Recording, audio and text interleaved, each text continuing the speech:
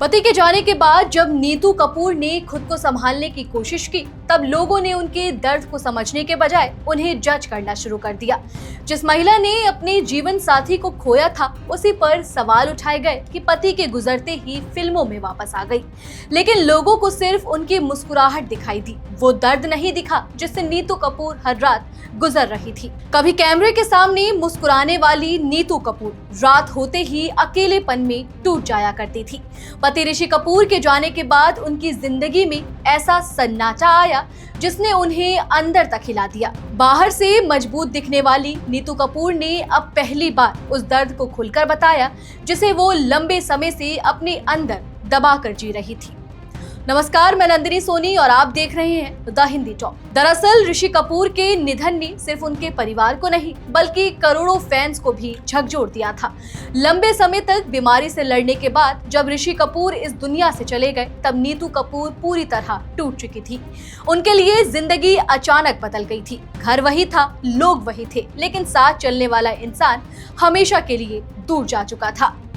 ऐसे मुश्किल वक्त में नीतू कपूर ने खुद को संभालने के लिए काम का सहारा लिया। उन्होंने फिल्मों और टीवी शोज में वापस आना शुरू किया ताकि वो अकेलेपन और दर्द से बाहर निकल सके। लेकिन सोशल मीडिया पर लोगों ने उनके इस फैसले को गलत तरीके से देखना शुरू कर दिया। उन्हें ट्रोल किया गया, ताने दिए गए और कहा गया कि पति के जाते ही फिर से एक्टिंग में लौट आई। अब सोहा अली खान के पॉडकास्ट में नीतू कपूर ने पहली बार इस ट्रोलिंग पर खुलकर बात की है। उन्होंने बताया कि लोग बिना सच जाने उन्हें जज कर रहे थे।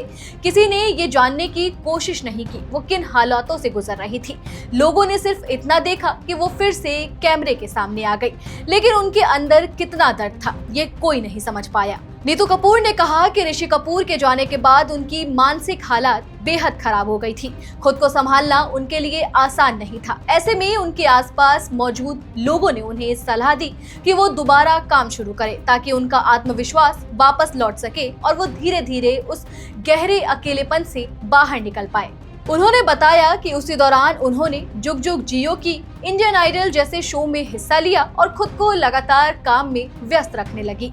उनके लिए ये सिर्फ काम नहीं था बल्कि खुद को टूटने से बचाने की एक कोशिश थी। नीतू कपूर ने बेहद भावुक होकर कहा कि जब लोग कहते थे पति गुजर गए और ये फिर एक्टिंग करने लगी, तब उन्हें बहुत तकलीफ होती थी क्योंकि लोग सिर्फ बाहर दिखने वाली चीजों पर राय बना लेते थे, लेकिन किसी इंसान के अंदर कितना दर्द चल रहा है ये कोई नहीं जानता। उन्होंने ये भी कहा कि वो थेरेपी में ज्यादा विश्वास नहीं रखती। उनका मानना है कि इंसान को धीरे धीरे खुद ही अपने दर्द से बाहर निकलना पड़ता है।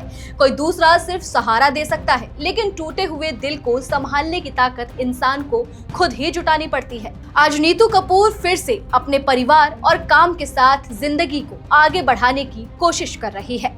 उनकी नई फिल्म दादी की शादी भी रिलीज हो चुकी है, जिसमें उनकी बेटी रिद्धिमा कपूर ने भी डेब्यू किया है।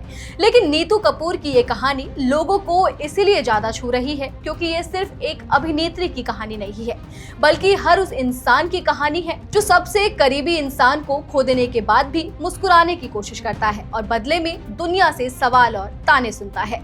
चलिए फिलहाल इस वीडियो में इतना ही। आप इस पूरी खबर को लेकर क्या कुछ सोचते हैं, कमेंट सेक्शन में हमें अपनी राय जरूर दें और अगर अभी तक आपने हमारे चैनल को सब्सक्राइब नहीं किया है तो तुरंत करें। इसके साथ ही हमें सोशल मीडिया प्लेटफॉर्म यानी कि फेसबुक, इंस्टा और एक्स पर फॉलो जरूर करें।